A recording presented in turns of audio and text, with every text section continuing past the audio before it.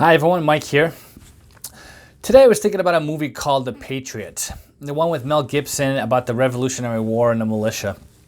It was a really good story, and the plot was where Mel Gibson was a father of several children, unmarried. His wife had died or was killed somehow, and so he had 7 boys that he was raising by himself in the midst of colonial America while the Revolutionary was starting to ignite. And as the war started getting more and more favorable among the colonials, they were trying to petition Mel Gibson to re-enlist as a commander of the militia. You see, in the movie, Mel Gibson was a commander from the French and Indian War. And he had done some terrible things in that war, things that he regrets and never wants to imagine doing again. And so in that movie, he was for the cause of liberty, but he was anti-war. He was against going into battle, knowing that he would have been capable to do horrific things, even if they needed to be done. It wasn't until the war actually came to his doorsteps in that movie, when they came and they killed one of his sons, and they literally chased out another one. That's when Mel Gibson wanted to go to war. He wanted to get involved, and then he committed himself until his victory was won. Why do I bring that up today? Because there's a war going on in America. There's all kinds of wars going on in America. That seems to be the word that the law enforcement uses, war on drugs, or the government uses when it says war on poverty or war on terrorism. There's always this metaphorically known war that's being fought somewhere. Current events bring us to this day and age where we actually have war on the streets of America. We have an incident that sparked a war up in Minnesota, but we've had several incidents that have actually caused people to create war for a long time. We go back to Rodney King, right? We go back to the Michael Brown incident. We go back to the incident with George Floyd, right? And this is not an argument against Black Lives Matter. That's not the point of what I'm talking about today. What I'm talking about is the war and the idea of an oppressive force coming against us and us going on the front lines of that war to fight the oppressive force. Okay? Now, if you've watched the movie The Patriot, you would not call Mel Gibson a coward. You wouldn't have called him anything more than a loving father, a loving husband, somebody who wanted to take care of his home and not get involved in something, even if he was in support of the cause. You would not have called Mel Gibson a coward. But ironically, I've been called a coward the last couple of days with my posts on social media and with my Twitter videos. Why? Because I said flat out that the protesting and the rioting and the looting, not only is it a war that we can't win, but it's also a waste of time, right? Now, that doesn't mean that I am not on the side of liberty. If you know me well, I am very much on the side of liberty. I am very much against an oppressive government, very much in favor of watching that government just be dismantled or fall apart. What I'm not in favor of doing is going toe-to-toe conflict indirect with the government. I'm not one of those who's in favor of starting a boogaloo, right? Or rioting or protesting on the streets right in the face of danger. I've talked about this in the last couple of videos, and I was thinking about this word coward. Why was I called a coward when I said this? Well, the word coward means that you have a lack of courage, or firmness of purpose, and you have a fear that overrides your ability or your choice to do something that is right or say something that is right. So when we're actually at a war against an oppressive force like the police that's backed by the government, what are the odds in our favor? Well, there's a lot of people, there's a lot of citizenry, and there's not a lot of government agents. That's absolutely true. And the citizenry also has guns, also has some weapons, as does the military and the police. And so now you can have a face-to-face bloody war with weaponry that just will destruct everything. And so what I was talking about when it comes to protesting, when it comes to rioting, when it comes to looting, right? Mind you that none of those 3 things are the same. Even peaceful protesting, right? You're taunting an enemy that is ready to go to war with you. And what are going to be the outcomes of those wars, right? Are we going to have more freedom or less freedom? Are we going to have more deaths or less deaths? Are we going to have more oppression or less oppression? And so all of that is something to think about when it comes to war. And so I wanted to talk about a little bit of something I read in the scriptures in the book of Ecclesiastes, chapter 3, verse 1 to 8, right? It talks about how to everything there is a season. There is a season and a time for any purpose, right? A time for peace, a time for war, a time for love, a time for hate. There's always a season and a time and place to be conducting war, okay? And libertarians know that when the United States military is involved in wars overseas, that is not the right time and that is not the right season, and you don't get a good outcome, right? And so here at home, when we seem to be conducting a war against the same oppressive government that is wreaking havoc overseas, now we have to think about the time, the season, and the outcomes, right? If you study the just war theory, right, you have to have three things in order to be able to go to war. You need to have a reason to go to war, you need to have the right conduct in war, and you need to think about the post-war settlement and reconstruction.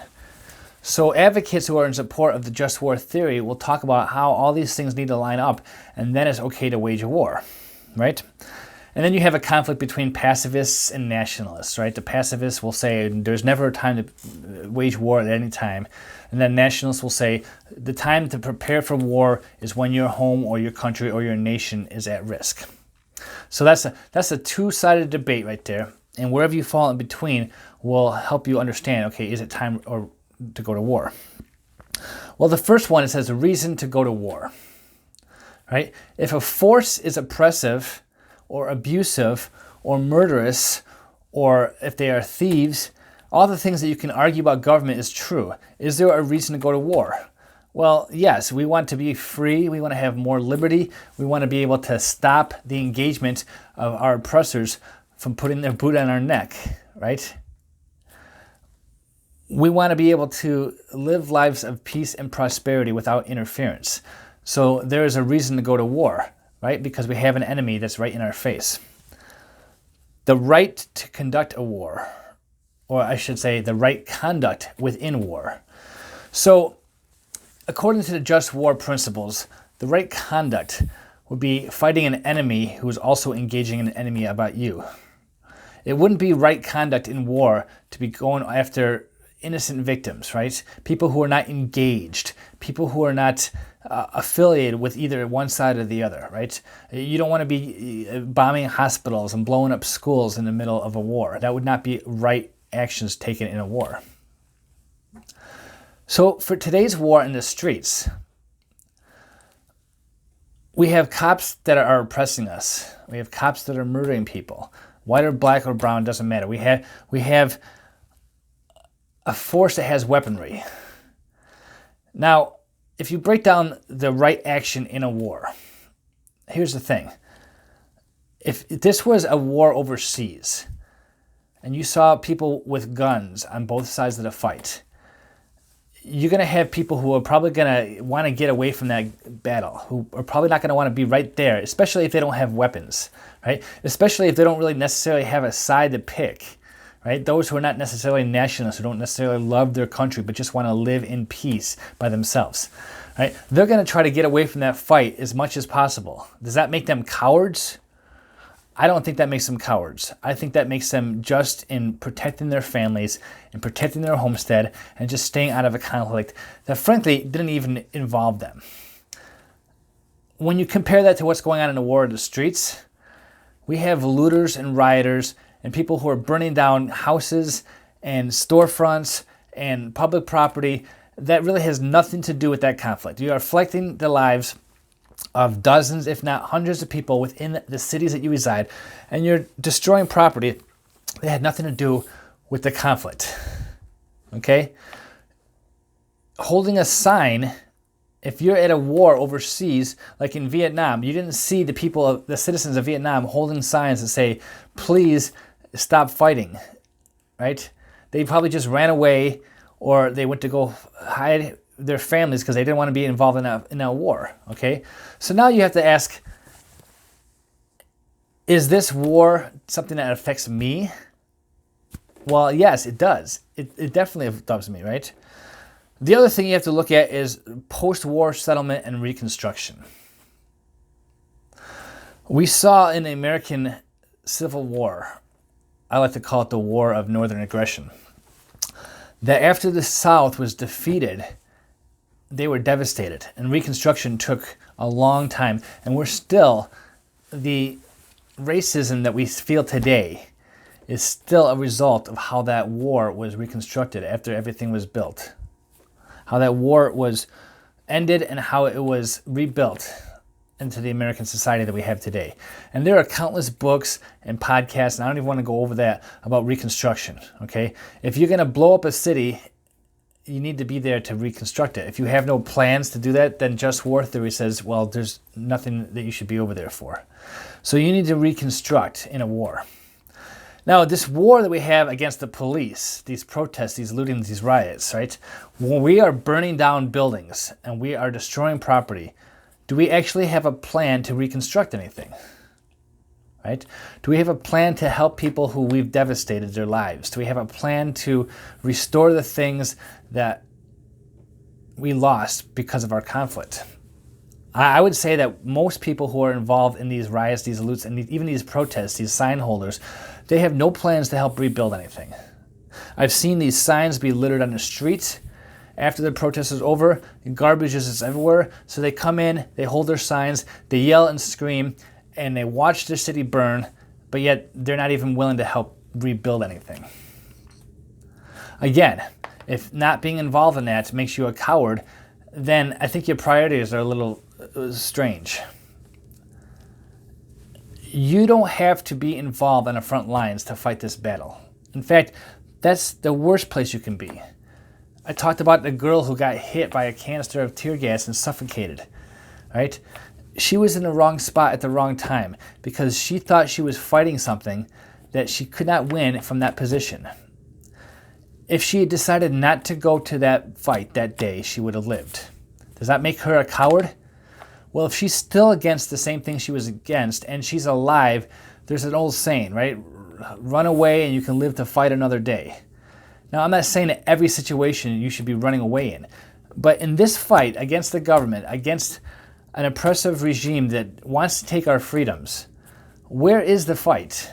The fight is not with holding signs. The fight is not from looting and rioting. The fight is a fight of ideas, right? If you believe in voting, then go to the voting booth in November and vote for the person you think is going to represent you to preserve the freedoms that you're fighting for. That's one method, right? I don't think that's the most effective method, but I think another method is for you to actually be a voice of reason. Look, you're not going to win many arguments on Facebook, and there's a lot of pushback and negativity on social media. But if you're at least saying stuff on social media, well, you're not going to be participating in destruction of private property. You're not going to be directly in the line of fire. And frankly, more people are actually going to hear your voice than holding a sign on the side of the road. Now, if you're a little bit more ambitious and you decide to do a podcast or a video series, then your voice can get out and you can share your ideas, right? Because ideas are stronger than any army, right? What's that? Victor Hugo, right? An idea whose time has come to pass cannot be defeated by any army or any government, right? So the war that you fight is a war of ideas. Now, if you don't have the influence or the technology or the tools to be able to fight over the war of ideas, then the only recourse is to fight a war for yourself and for your family. This is what I was talking about. I'm not talking about running away and not being actively engaged in the idea of going against an oppressive force and fighting for our liberties. I do podcasts, I do these videos, but I'm also building a business. I'm also doing things that are going to be productive for myself, for my family, so I can find freedom for myself and for my family. Because frankly, if I go to somewhere where the government is not, like the middle of Tennessee, for example, well then I'm going to have to wait for the government to come find me before I'm going to go fight them. And they may come, And at that point in time, then I can decide whether it's more important to take up arms or more important to just go somewhere else. That's the beauty of having wealth, is you have the ability to just leave. And if you're the fighting kind of person, then fight for your family. Pick up arms when it's time to pick up arms. But just know that if you pick up arms against this government, you're going to get a lot more government. You're going to get a lot more boots on the ground. This is not a fight you can win with violence. So think about the just war theories when you decide where you want to fight, how you want to fight, right? Is there a reason to go to war? Are you conducting the right way, the right activities in war? And are you going to participate in building up afterwards? If you're not going to engage in all three of those things, then you don't have a just reason to go to war. And if you want to go to war because you want to go hold a sign, or you want to go loot a building, or you want to go burn down a city, well, that's not a just war either. The time to fight is at home with your family, building your business, sharing your ideas, and becoming free on your own. And that's all I got to say today.